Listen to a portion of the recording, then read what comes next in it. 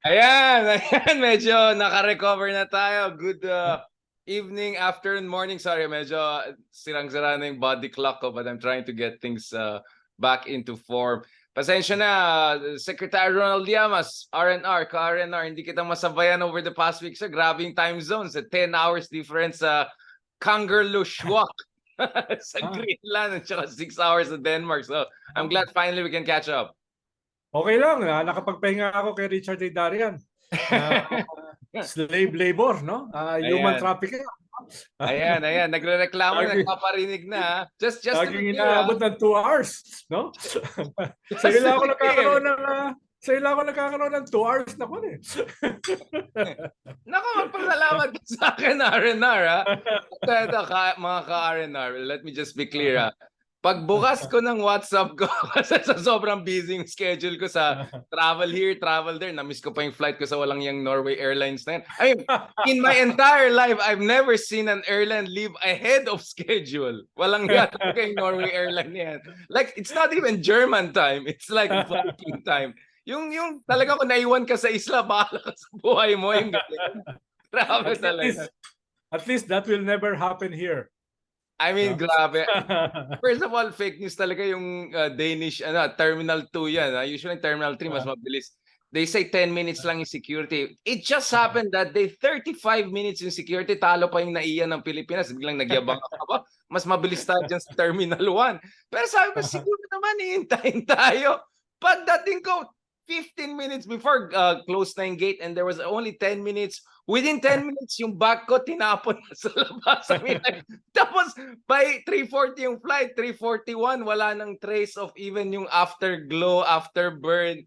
Grabe mga Vikings talaga. Baka napansin nila yung Middle Eastern features. Yeah, ewan ko talaga. Kaya nag-stricto. Pero ito, interestingly, Middle Eastern talaga yata yung yung guy na in charge. Tapos tinanong namin, paano yan? Hindi man lang kami hinintay. Ano yung next flight? Kasi inahabol ko yung Stockholm sa Sweden. Of course, as you know, Sweden is like the Los Angeles. Yung Stockholm is like the Los Angeles of Scandinavia. So inahabol ko yan. Tapos sabi niya, the next one is 5 p.m. No, I don't think you'll make it. Sabi ko, walang talaga itong mga to, hindi nga tumutulong, nega pa. Pero hinabol ko talaga yung 5 p.m. Kaya nakahabol tayo sa Stockholm. Pero grabe, Richard, I've traveled around the world since the 80s. But I've never been to Greenland. No? Who goes to Greenland? Well, I've been to, etong sasabihin ko sa'yo, parang Ronald, pag nakita ko yung mga icebergs doon, so parang out of this world. Alam mo yung mga pinapakinggan kong mga soundtrack, mga Interstellar, yung mga gano'n, yung mga ibang planeta. But ironically, the last time I saw something, or not so ironic, last time I saw something weird na out of this world na parang Mars colony, was nung maglaland ako sa North Korea, yung Pyongyang International Airport. Kasi pag pasok mo pa lang, makikita mo this Soviet-era 1960s aircrafts na nakapark, and then the surrounding is like emaciated land, as in no vegetation, nothing. Parang nasa surface ka ng Mars. And coming in from China na very fertile, and then you see that parang literally pumasok ka sa ibang mundo. So this is the second time since 2018, no? I felt like out of this world. Grabe talaga yung Greenland. So I suggest yung mga iba dyan, try to go there, try to find a good package kasi nakanap ko na medyo murang package. Before mawala yung mga icebergs kasi nakaka-worry. I'll tell you, Ronald, pagdating ko sa Copenhagen, nakaganyan lang ako. Literal ganyan lang, ha. Walang mainit, pare, mainit. 10 degrees, 8 degrees. That doesn't make sense. It's almost November. Did you see the Northern Lights? Yes, medyo konti, pero the weather was not that good. Pero nga, sabi nga, medyo nakakaputi at nakakakinis ng skin yung walang pollution. Hindi sanay eh. Grabe. Torn ako dahil sa Norway, I won the axe throwing competition. Tinalo ko yung mga Vikings doon, no? Tapos sa Mongolia, I won the archery competition. So torn ako kung ang aking past life is Mongol or Viking. na parehong Golden Horde. Parehong genocidal, no? Golden Horde. No? Kaya actually napabilib ako sabi ko mga Mongolians kasi ang tatangkad ng mga tao, di ba? I'm not a short guy, but you know when you go to Scandinavia, lahat mga babae mas matangkad sa akin, mga lalaki nasa roof na. It's like, how did the Mongolian, make it as far as the Baltic, no? They almost conquered entire Eastern Europe. So like mapabilib ka kasi yung mga Inuit, yung mga locals diyan sa Greenland, Medyo kaitsura natin, no? Kasi Asiatic sila, di ba? Sila yung nag-cross ng Siberia. So, yellow race sila and then pumunta ng America. Tapos nag-cross. So, kamukha na. Yung ibang Pinoy na kasama namin, nagiging mukhang Inuit na eh. Kasi nag-freckles na, pumuputi na. Like, so, honestly, yung mga nakita mo sa Mongolia, hindi ganun kalayo yung itsura nila. Pag tinignan mo yung mga Inuit, you know, Central Asian yung itsura nila, yung mga features. Imagine, napakaliit ng Mongolia ngayon, no? Napakaliit ng population, but they killed half of the human race, no? Pinatay nila. Sabi nila 1/8 of humanity can trace their DNA to like Genghis Khan or something. Genghis Khan, totoo yun, no? They did a lot of things, you know. They did a lot. Very prolific siya, no? Malapit-lapit na rin si Richard Heydarian. And then si Ronald the Axe Grinder. The Arrow. May pangalan ka na sa akin, Golden Horn. Confused ako. Ano ba yung aking previous life? Was I a Mongol who killed half of humanity, or was I a Viking, no, who terrorized half of the world? So, no? Nako Ronald the AK-47. Mamaya na tayo pupunta dyan sa AK-47. Yeah. Just to be clear, dun sa isang nagpaparinig na slave labor, itong taga-slave, ito, pagbukas ko ng WhatsApp ko after 1 week, naka 24 messages from Ronald. Hinahanap ako at nami-miss ako. So if you want to call it servitude, it's voluntary servitude. Baka nakidnap ka na, baka kinakailangan ng hostage negotiator or kinakailangan ng paratroopers, no? Magla-landing ako dyan, teritoryo ko pa naman yung Scandinavia. With the axe grinder. That's my most troubled place, no? Unless people didn't know, Sweden has 20,000 islands. Akala natin tayo maraming islands. Sa Baltic, di ba? Oo, grabe. Yeah, Sweden has 20,000 islands. Grabe, no? So 3 times almost mala Indonesia pala sila, di ba? Kasi Indonesia is 26,000, right? Incredible. That part of the world is so different. Kasi usually kasanayan natin America, France, alam mo yung mga usual suspects, Germany, of course, España. But you go to Scandinavia, totally different. Hindi sila consumers, simple sila manamit. Halos lahat of course electric. I think I did more metro in the past week. Like, sumakay ako ng metro than entire past 10 years, no? Kasi sobrang seamless. Sobrang underground, yung metro nila sobrang linis. Ronald, ganun ba sa Norway? Di pa ako nakapunta ng Norway. Walang card. Honesty system siya. As in, it's an honesty system, Ronald. Yeah. You can get in even if hindi ka of course, nagbayad ako kasi just in case daw may random check. Pero walang check, you can get in, wala siyang yung mga dadaanan, totally walang ganun. Ganun rin ba ako dati, ginagawa ko, tumatalon lang ako eh. 30 years ago, nung ako ay labor, trade unions, wala akong budget eh. So, yung mga ganyan, tumatalon lang ako. Norway? Norway, Sweden, Denmark, tumatalon lang ako. Hindi ka nara-random check, Ronald, kasi mukhang suspicious ka. Hindi, pag may mag-check, punta ako CR. Talagang puntakas pala eh. Yun yung mga tricks of the trade, no? Ngayon may pero maganda yan sa Norway because Oslo is divided by a river. Right. No? So, aakyat ka doon sa river na yon, malilibot mo yung buong Oslo, tapos pababa, no? Doon sa kwan. Tapos yung isang side, andun yung poorer side. Hindi yung poor na katulad sa atin. Pero I mean, less privileged. Can you imagine Sweden at the turn of the century, no, 19th century, almost half of the population migrated, no, because of poverty. Ngayon, they're one of the 10 most developed countries in the world, no? One of the 10 richest. Pero happiest, Norway. Pero imagine, 100 years ago, they were so poor. No, parang Ireland, no? Potato famine version nila, di ba? Karamihan pumunta sa US, no, North America, dahil hirap na hirap. So, ibig sabihin, may pag-asa pa tayo. Yun nga inisip ko na these people were like Vikings back in the day, diba? I mean, you cannot get more brutal than Vikings. Siguro Mongolian horde lang nakakatapat doon. And yet, look at them, they're the nicest people, super honest sila, super efficient. The most peaceful country ngayon, di ba?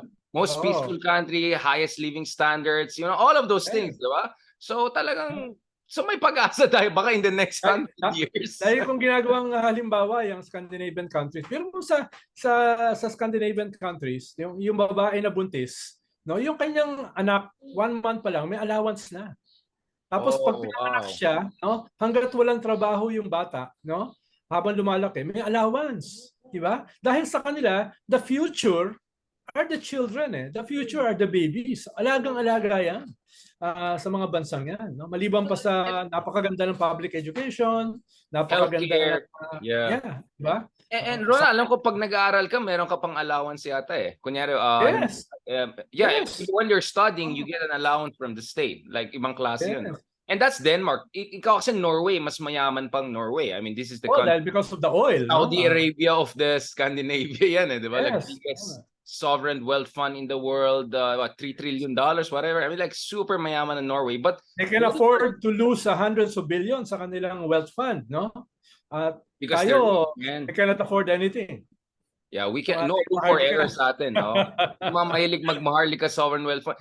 So speaking of which, di ba? So parang it looks like we're driving the wrong lessons dyan sa Scandinavia because ang kinopya natin so far, the only thing I can think about is sovereign wealth fund, no? Which is like the least thing na bagay sa atin. But Ronald, I mean, of course, malayong Scandinavia in terms of their culture, in terms of their history sa atin. But are there like things that we can pick from them? From like for instance, in Denmark, if I'm not mistaken, sila rin behind yung windmills sa Ilocos Norte, right? In this BBM, di ba? I mean, last time I checked, Ayala yun eh.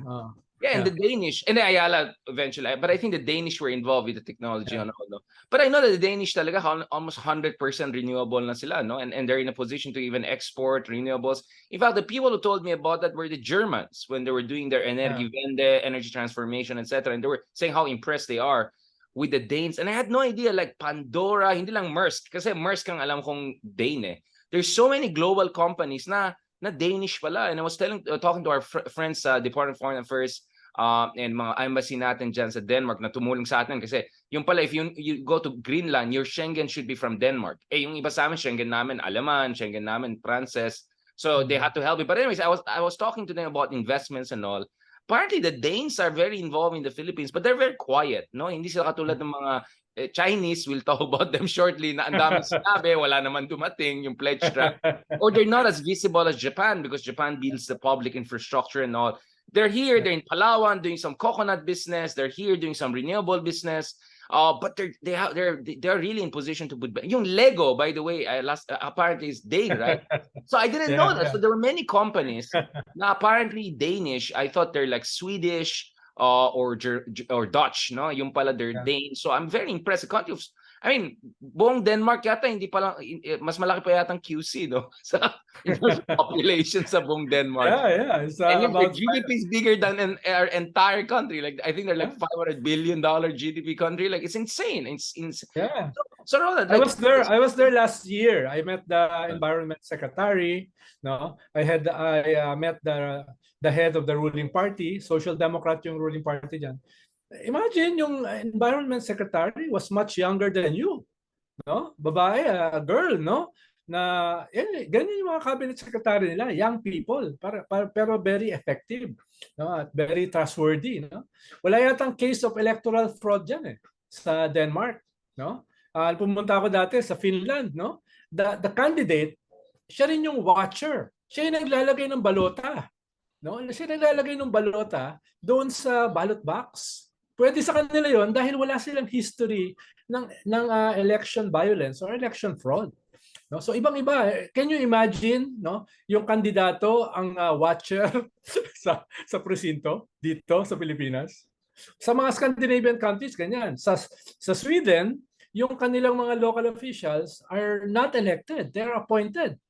No? Yung halimbawa nung na-meet ko dati, yung mayor ng Stockholm, no, a young girl, no, na very skilled sa management, no? Siguro pag nag-develop na yung ating political culture, yung ating skill set, baka ganun na rin dapat, no? Appointed ng mga local managers natin. Hindi mo siya binibigay sa unpredictability ng mga ma-elect ang mga warlords, no? At saka mga cartel. Right. So pero kaya magandang pag-usapan yan later, no, sa separate yung parang comparison. Paano hindi mo pwedeng sabihin na oy, imposibleng mangyari sa atin yan, no? Ibang-iba ang Sweden sa Pilipinas. Inuulit ko, 100 years ago, they're poorer than us. No? Yeah. More than 40% of their population migrated because of hunger, because of unemployment, no, because of poverty. Yung natirang 60% decided hindi na pwede, no? We have to develop our country, no? Sana sa atin ganun, bago umalis ang 50%, no? Yung natitira ngayon na 80%, dapat gumawa na ng decision. Hindi na kami papayag. No? Hindi na kami papayag. We're rich and yet the country is poor. Yun yung na-discover ng mga Swedes, ng mga Scandinavians a century ago. Yeah, I mean, they're grabbing culture now. Not only you have kids, essentially kids, quote unquote, people younger than even me, you know, in cabinet positions and in parliament. But there, kung prime minister ka, nag-commute ka lang, and parang you're literally just treated like a public servant. Like literally, really as a public servant. Imagine, no? Nothing more, nothing less. That's it. A friend of mine, Mona Sahlin, no? Yeah. Mona Sahlin, no? A minister sa Sweden, no? Siya yung gino-groom to be the next prime minister. Nung minsan pauwi siya ng bahay, no? Bumili siya ng pasalubong sa kanyang anak. No? Single mom siya eh. So bumili siya ng Toblerone, ng chocolate. Eh naiwanan niya yung kanyang public credit card, no? Naiwanan niya yung kanyang private credit card. Ang dala-dala niya yung kanyang public credit card, yung ginagamit mo sa official functions. So ginamit na yan to buy a 1 euro chocolate candy. Tanggal siya. Tanggal siya as minister, no? At nasira ang kanyang future as the prime minister because of 1 euro. No? 1 euro na ginamit niya yung kanyang public credit card. That's Mona Sahlin. No? Sa Pilipinas, Diyos ko po, pinagmamalaki pag nakalusot, pag hindi na huling nagnakaw, no?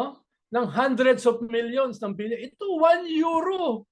Tanggal. Yeah. No? Zero tolerance kasi sila sa corruption eh. I mean, walang sinasanto sa mga bansang yan. Kahit 1 euro lang yung ginamit mo, no? Ganun. Yun nga yung sinasabi ko, Ronald. I think mali yung bansa na ina-idol natin yung Amerika kasi sobrang questionable yung democracy nila, yung lobbies nila, yung PACs nila. I mean, I think there's a term for the legal corruption, right? Yung term, pork barrel comes from America, no? So yeah, doon ang galing yun. No? Exactly. So not only did we get our democracy from outside, meaning it was imposed on us because our elite never wanted democracy, unlike in Sweden, the monarchy, the aristocracy eventually moved towards democratization. Sa atin, not only it was imposed by a country back then that was extremely corrupt. This is late 19th century, early 20th century America. And until today, nakikita natin. Kaya nakapaghinaan because I think, yun nga, mali yung mga role models natin. We look at Singapore na, you know, it's a city-state. You know, so my collective flight, and I was in Singapore. It's not a real country. No? I mean, Ronald, of course, I was in Singapore the other week and we were talking, dumaan din ako sa Singapore, but I mean, Singapore has its own strengths and all, but you know, it's not necessarily bastion of liberal democracy. So parang mali parating tinitignan natin ng mga not replicable. You cannot replicate Singapore. You cannot. And should we even replicate, diba? I mean, look at the Singaporeans, no? They're fantastic people. I love them, but they're very stressed. It's a very competitive society, no? Lahat tiger moms, tiger parents. Kaya ang taas ng mga rates ng anxiety, depression, mga ganun. Now, you go to Scandinavia, of course, they also have a lot of problem with depression, but that's because it's all snow and you know, like desert of snow naman. But there, I think I was told, like, in the first 2 years of their education, the kids are taught social skills lang. Even ahead of arithmetic and literacy. Like, they totally have a revolutionary way of looking at education to make sure you become a complete person. You become an honest person. A person who looks at quality of life than just topping the race and number one here, number one there. Walang lamangan, in short, sa Scandinavian culture. Yeah, imagine, Richard, no? Almost half of the population sa Scandinavian countries, especially Sweden, never graduated from college. They graduated from study circles. No? Parang self-educated sila. And yet, they're one of the most intelligent people in the world.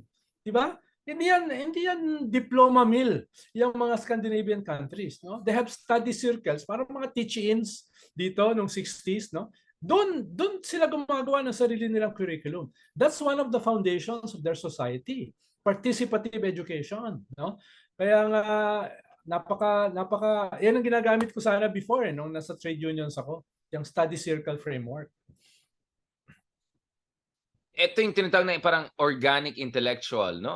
Yeah, I mean, the education instills a lot of fundamental values. And I mean, I'm not surprised why Sweden is behind all of these global brands, no? IKEA, H&M. It's a very small country for all the global brands. Volvo, Scania, all of these great cars that many people mistake as German. They're not German. They're Swedish cars. They're fantastic, very high quality. But you're right. Yun nga, parang it's just so out of this world that at the same time, like, wait lang, bakit hindi natin binibigyan ng pansin ng mga ganitong mga bansa, no? I was actually also talking to some of our Filipino friends in Denmark who are residing there or they're married, etc. And they were asking them, ba't walang masyadong Pinoy dito kumpara sa ibang parte ng Europe? Because you go to Italy, you go to Spain, di ba? Ang dami mga Pinoy. And of course, I understand probably there's other regulatory reasons. But one of the things I was told is that kasi medyo mataas ang cost of living, di ba? Yung disposable income daw ay hindi ganun kataas compared sa US or I don't know, Singapore or other countries. Kaya hindi siya ganun ka-attractive sa mga Filipino. But if you marry and you want to raise a family, it's head and shoulders above the United States or France or Spain and Italy and those kinds of countries. Yeah. Well, partly siguro yung weather. Siyempre, mas magandang weather sa Southern Europe.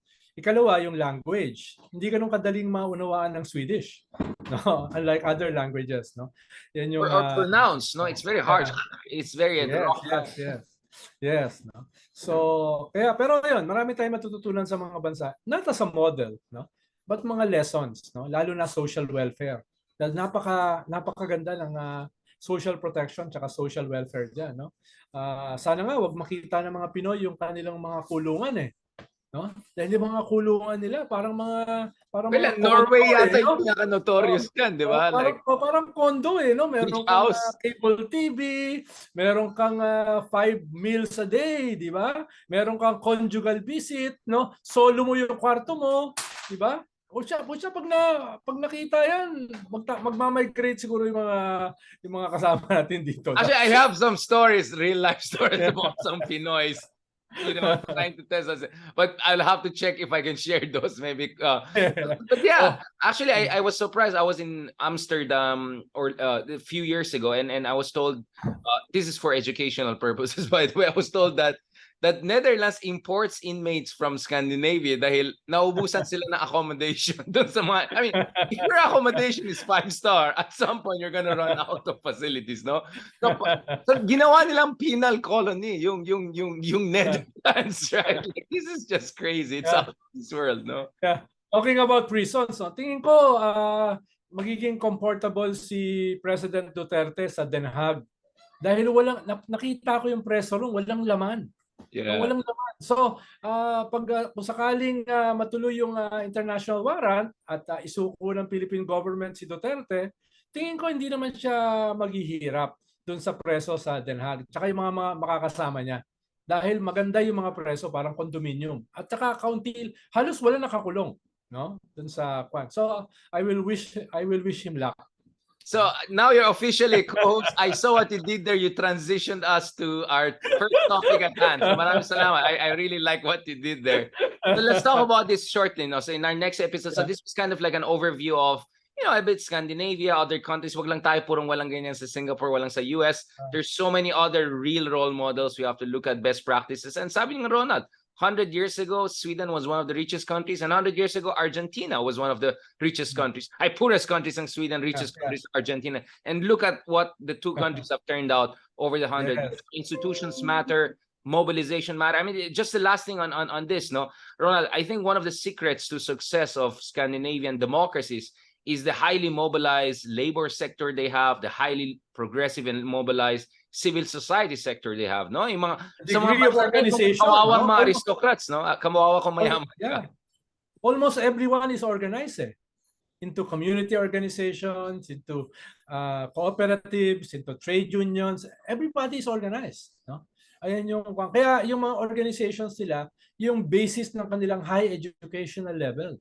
Di ba? Yun yung what we have here are fraternities at saka mga sekta, no? Mga sects. Meron tayo.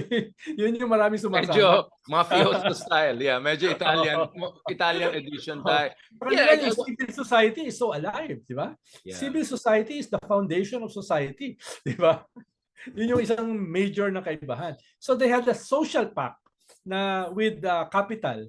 Diba? Yun yung foundation nila eh. They had a social pact na i-maintain namin yung iyong private ownership, private capital, pero you have to give something back. Diba? Kaya ang taas ng taxation eh. Diba? Ang taas ng taxation. Even income tax, mataas eh. Usually yan 40 to 50% ng sahod na pupunta sa taxes eh. Pero walang nagrereklamo. Why? Dahil Except it bumabalik goes to sa kanila. services. Diba? Yeah. Bumabalik eh. Dito, yun yung problema sa atin. So you have very high tax rate, but people feel it, no? So hindi ka, Yes. I mean, if you have kids, you don't have to worry about their education because it's going to be all paid, all subsidized. You don't have to worry about healthcare. You don't have to worry about basic public services. Ang ayos ng metros nila. And then here's the Philippines. Sino mas mayaman sa atin, tapos ngayon sa atin, you have an ex-president calling for a tax boycott. No? Wala ka rito nun eh. No? Hindi mo nakita yon. Duterte calling for civil disobedience. No? Oh, shit. Boycott to be led by him. No? Unless mapatunayan Papa Gandhi siya. Ng corruption. Tatay no? Gandhi. Ayan tayo. Diba? Imagine mo, sinegway ko na uli baka bumalik ka na uli sa Ito na. Tama na. Actually, nagre-raise. I just wanted to raise also the issue of taxes and all kasi nagka-comment yung iba. Nagkataon mga pro-tatay din mga to, so nag-aaway na sila. Now, let's officially go to our next topic. Maraming salamat. Good Darlie Amas.